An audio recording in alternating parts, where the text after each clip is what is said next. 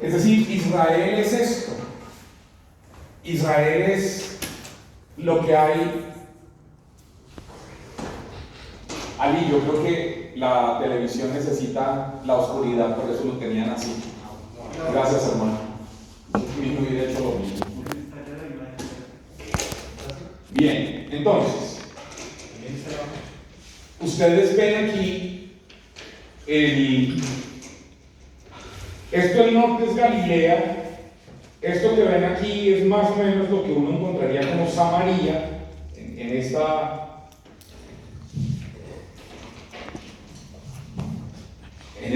porción de tierra, digamos. Esto es Samaria.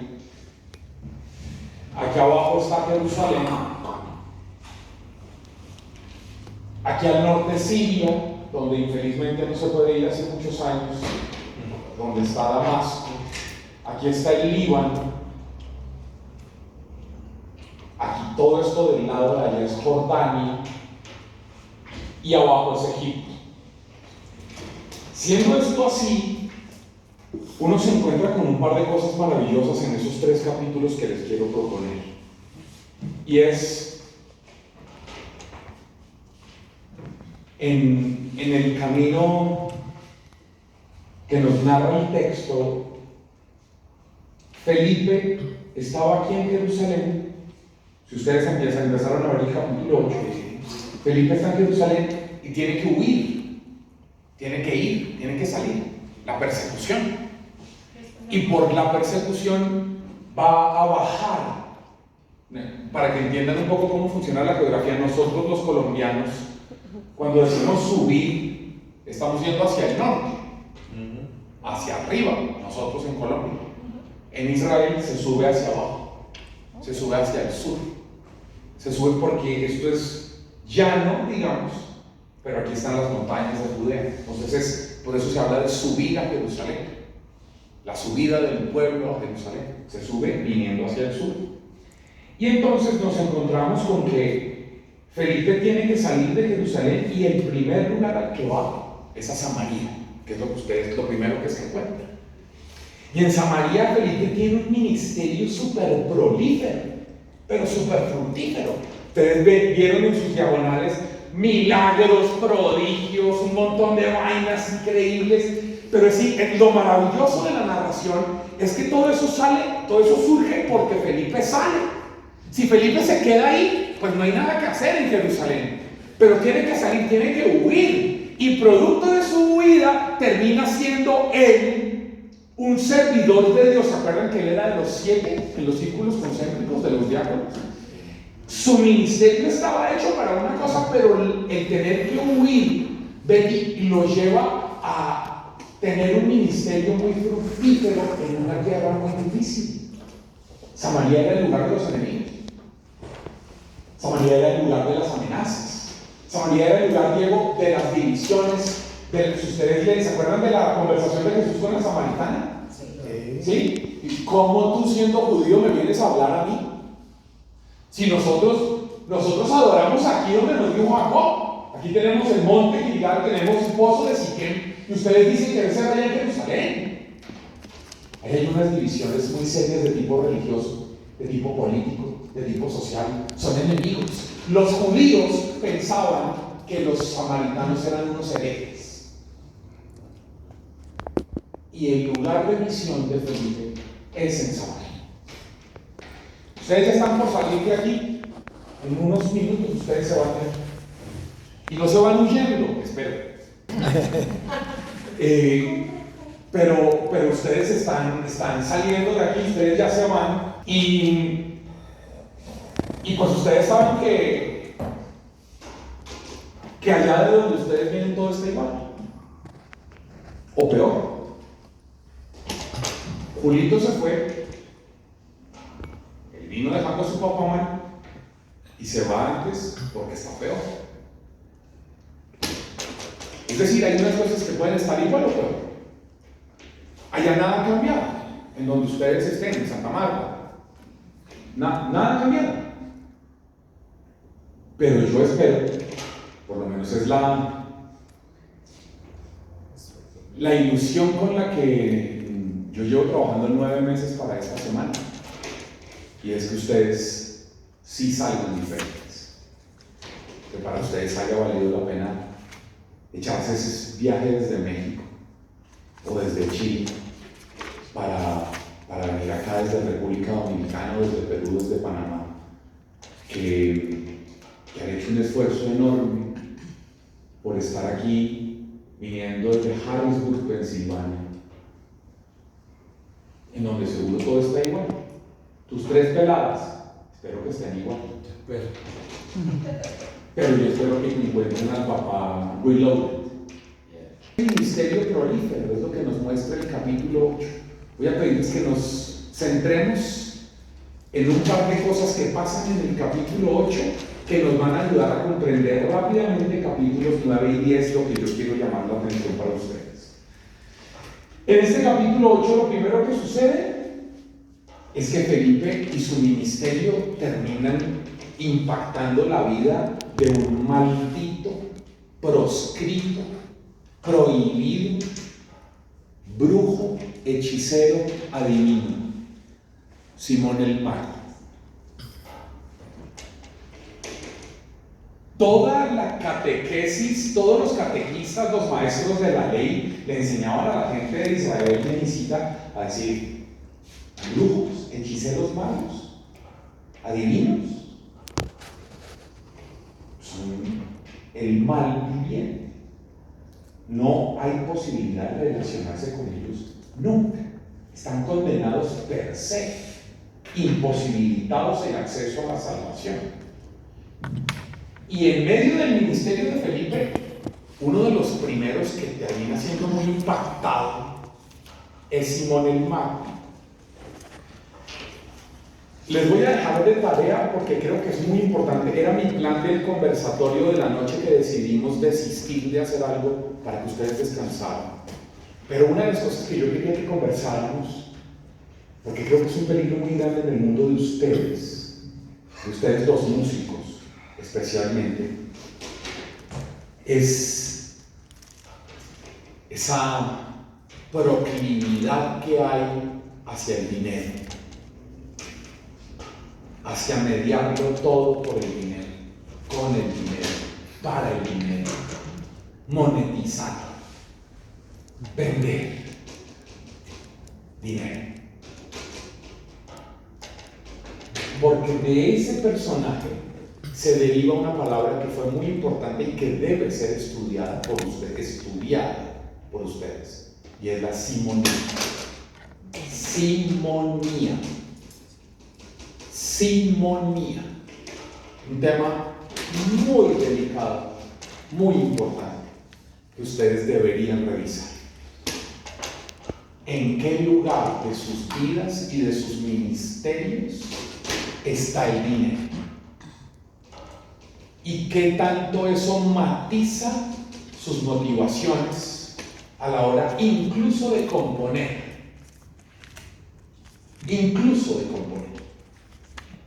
Porque si estamos en una sociedad en donde se vende más el worship, la adoración,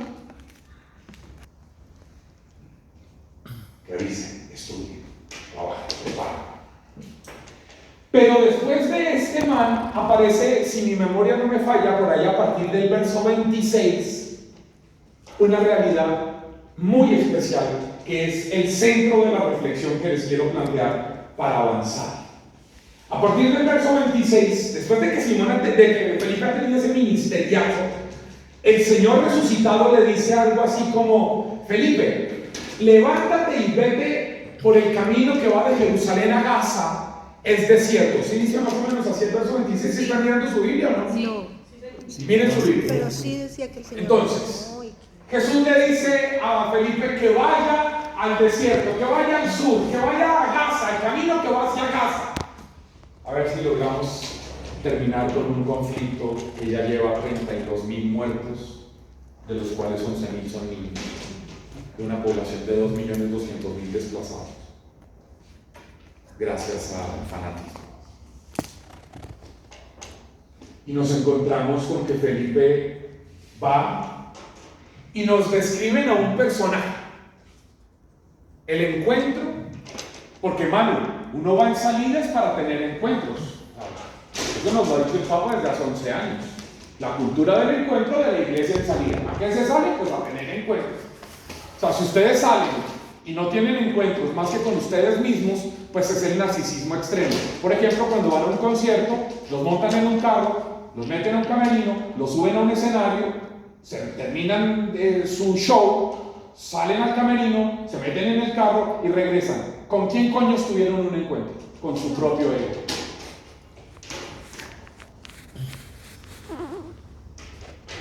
Respeto.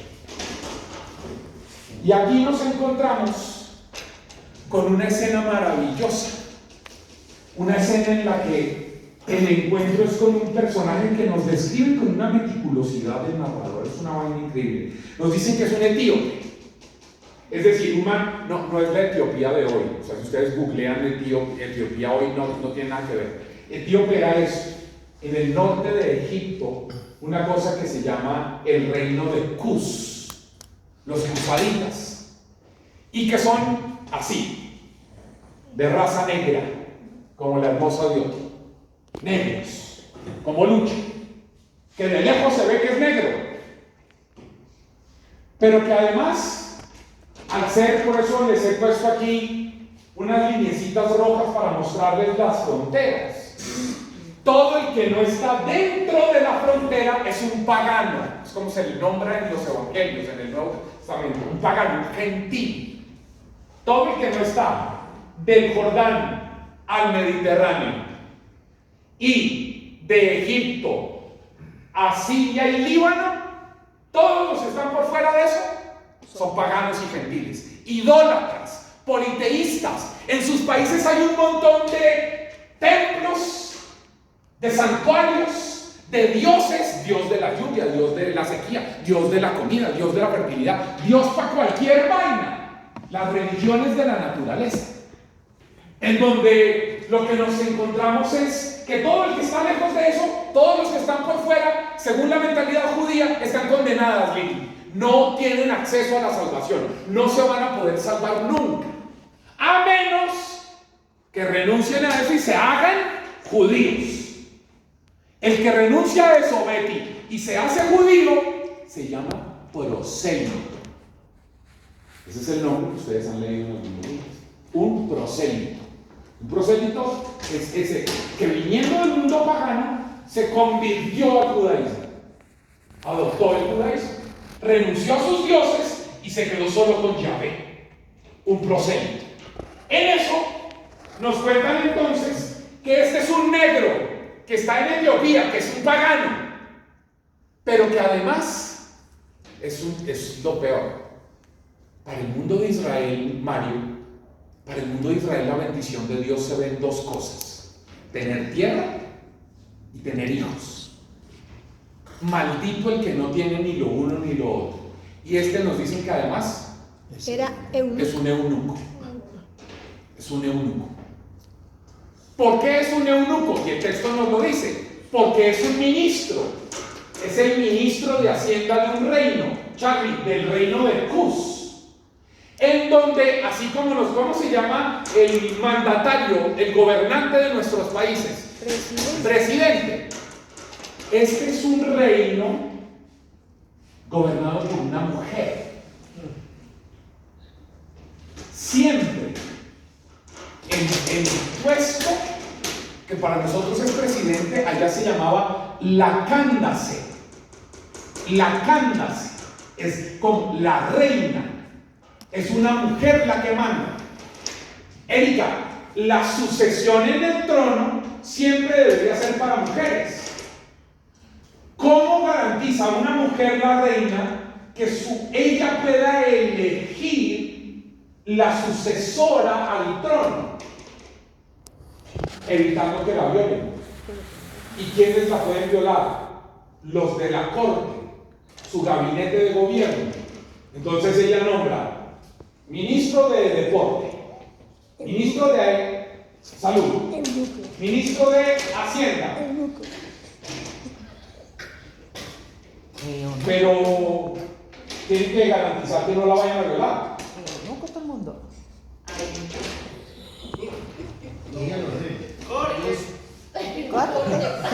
A todo lo de nunca, todo eso. ¿Quieren gobernar? Porque si el ministro de deporte tiene por deporte violar, se le mete al cuarto a la reina Y así. y entonces él termina siendo el papá de la futura reina y se acaba la sucesión. Entonces, ¿quieres ser ministro de mi gobierno? ¿Tiene? Por eso es un eunuco, es un tipo, un funcionario, pero además es un maldito para un israelí, porque no puede tener hijos, no puede ver su descendencia. Entonces, pero cuando ustedes leen la Biblia, espero que lo hagan algún día, ustedes se encuentran con esta. Ustedes siempre que lean la Biblia, háganle preguntas a la Biblia para que puedan sacarle cosas que están ahí. Por ejemplo, la primera pregunta, que es la razón por la cual yo creo que ustedes deberían componer canciones. La primera pregunta que uno debería hacerse bien es: un man que tiene todo ese poder, que es un ministro de Hacienda, que tiene esclavos, que tiene súbditos, que tiene prestigio, que tiene estatus, que tiene un montón de santuarios, donde hay un montón de dioses. ¿Para qué carajo se pega este viaje hasta acá? A adorar, a buscar a un Dios extraño, ajeno, como el Dios de los hebreos. ¿Para qué? Es una pregunta que uno tiene que hacerse cuando lee el texto, porque si no lo entiende un carajo. Porque es la pregunta fundamental para mí. Y es porque yo creo que si uno se pega ese viaje, es porque lo que tiene aquí no le ha resuelto sus búsquedas existenciales. Este es un tipo de Dios que tiene un montón de seguridades, de poder, de prestigio, de estatus, de visibilización, de dominio sobre otros, pero que tiene unos vacíos existenciales que está tratando de resolver. Y por eso se echa este viaje. Lucho, pero para acabarla de embarrar, el man llega con todo ese séquito, esa comitiva de guardaespaldas, de servidumbre con la que él va. Llega a Jerusalén, y cuando llega a Jerusalén se encuentra con una vaina. Ana, al tipo lo reciben en la puerta del templo y le dicen: bienvenido, siga por allá. ¿Qué hay por allá? El cover. Ah, la platica. Se llamaba el tesoro del templo. ¿Y por qué? Porque si no hay tesoro, no hay bendiciones. ¿Usted quiere bendiciones? Venga y entregue su sacrificio. La típica mentalidad de cualquier religión pagana, ¿no? ¿Qué tengo que hacer para que llueva en un tiempo de sequía? Pues traigo una vaca, un ternero, lo sacrifico en el altar para que yo sacie la sed de sangre de ese Dios y él a cambio me dé la lluvia. Nosotros en la Iglesia Católica mandamos a la gente a hacer peregrinaciones a los santuarios para que crean que cuando hagan eso subiendo de rodillas, el Dios que está ahí les dé bendiciones. Somos una iglesia de conceptos neopaganos. Una vergüenza. Por eso hay que evangelizar la cultura popular, que es lo que más mueve en todo nuestro eminente gente. Pero que entiendan que Dios no es el mismo Dios de los paganos, que si usted no sube caminando hasta el santuario de Cartago, Dios no le va a dar. No, Dios le va a dar aunque usted no vaya. Pero hay que reevangelizar el para qué vamos. Pero no podemos seguir teniendo esa misma mentalidad. Entonces vamos la peregrinación a la Virgen de Altagracia. ¿Para qué? Para que nos dé bendiciones. Y entonces hacemos un esfuerzo, un sacrificio para que nos dé. Como si estando aquí no me fuera a dar. Como si Dios, para darme su generosidad, dependiera de mis sacrificios. Típica mentalidad pagana. Una vergüenza. Evangelicen esa vaina con su música. Recuérdenle a la gente que lo propio de la teología del Nuevo Testamento se llama gratuidad, no retribución. Pero este man va a eso, entonces lo reciben en el cover, en el tesoro, y después de que el tipo deja los cofres, le dicen, muy bien, ahora siga por acá. Y siga por acá, es que lo llevan ahí. Y él dice, no, pero es que yo sé que allá es donde está de donde me dan la... No, siga por acá. Siga por acá, es porque el libro del Levítico y el libro de los Números dice que el templo tiene que tener una vaina que se llama el atrio de los gentiles. Que los gentiles no tienen derecho a acceder ahí. Que los gentiles tienen que quedarse aquí porque si no me contaminan el templo. Y entonces ese man que se echa ese hijo de madre viaje desde acá, con la ilusión de encontrarle respuestas a su vida, llega a Jerusalén y se encuentra con que los servidores de la religión, en cambio de facilitar el encuentro con Dios, son unos oportunistas que lo que quieren es monetizar, quedarse con el dinero del man y mandarlo a un sitio para poderlo manipular, creyendo que está recibiendo alguna bendición, pero sabiendo que la bendición está allá y el tipo nunca tiene acceso. Y por eso dice el texto que el tipo regresaba de Jerusalén, sentado en el carruaje, Mario, ¿Aburrido? leyendo sin entender nada. Sin horizonte, sin norte, sin respuesta, sin esperanza. Regresa. Y cuando viene de regreso, Jesús le dice a Felipe, el ministro de la música, Felipe, ve al desierto, ve al sur, ve al camino que va a Gaza. Ve, y cuando ve, se encuentra con que viene con su carruaje.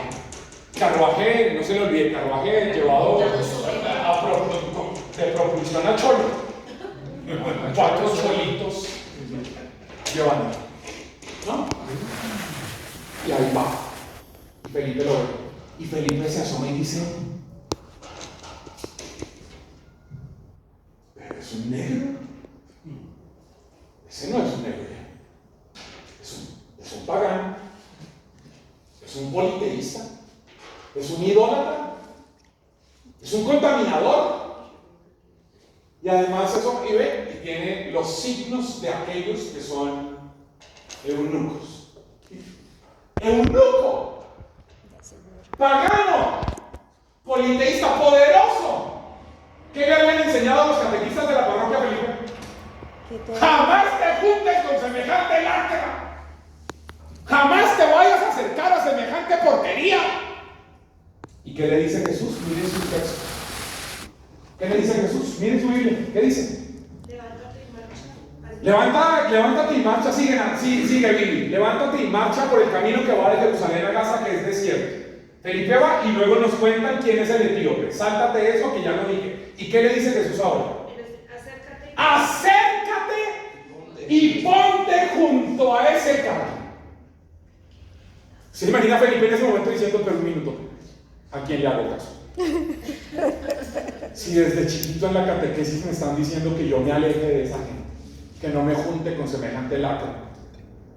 Y ahora Jesús me dice, acércate. Diego, acércate y ponte junto a ese carro, le dice Jesús. ¿Saben qué significa? Óiganme bien.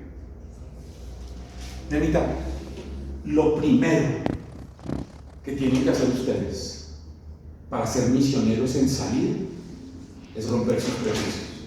Romper sus prejuicios.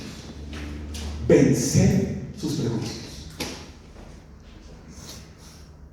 Pero es que eso es lo que me enseñó el párroco al que después de los años le hicieron obispo. Venzan sus prejuicios. Porque mientras que toda la religión, la institucionalidad de la religión, Lucho, estaba escrito en la ley, en el catecismo, decía, aléjense de esas lacras. El resucitado le dice, acércate y ponte junto a él.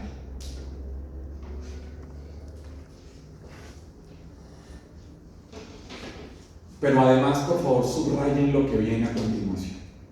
Cuando Jesús le dice a Felipe, acércate y ponte junto a ese carro, ¿cómo responde a esa orden Felipe? Corrió.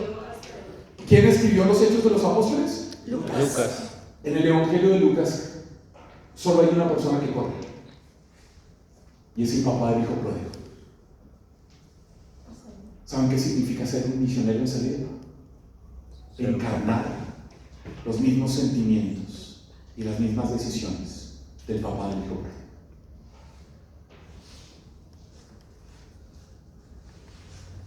Porque yo no necesito ni el piano, ni las letras, ni la guitarra, ni el violín. Yo lo que necesito es que ustedes entiendan eso. Porque ¿de qué sirve que ustedes se pongan en un escenario con piano, guitarra, violín, hacer covers? Si lo que los motiva no es las mismas intenciones del papá del hijo pródigo. El papá del hijo pródigo es el que los ha... Miren la escena. ¿Se acuerdan de dónde viene el hijo pródigo? De cuidarse. Viene las extranjeras. Viene del barrizal donde viven los cerdos. Imagínense cómo viene ese pelado. El olor. ¿A qué huele? El olor. ¿Dónde estaba? Muerto de hambre, además, Jonathan, porque decía que quería alimentarse con las algarrobas de la comida de los marranos y nadie se las daba. Y el man se levanta y va hacia el padre, y el padre, que lo ve de lejos, que se suponía, David Salirrosas, que era el que había mandado a escribir en la ley que para poderse juntar con alguien así había que mandarlo primero a que se lavara, se purificara, estuviera 3 días encerrado, hiciera los ritos de purificación y las abluciones para poder entrar en contacto con la familia y la comunidad. Se suponía que era ese el que había mandado esas órdenes. Y en el Evangelio de Lucas, Jesús manda al carajo el Levítico y pone al inventor de esas leyes a mandar la ley al carajo para decir que el padre lo oyó y le importó un pepino que viviera cochino, oliendo a popó, lleno de barro, porque el nuevo rito de purificación se llama salir corriendo hacia el otro y abrazarlo echándosele al cuello para que allí hubiera restauración de la vida, porque lo que restaura la vida no es el rito, sino el encuentro con la gente. Amén.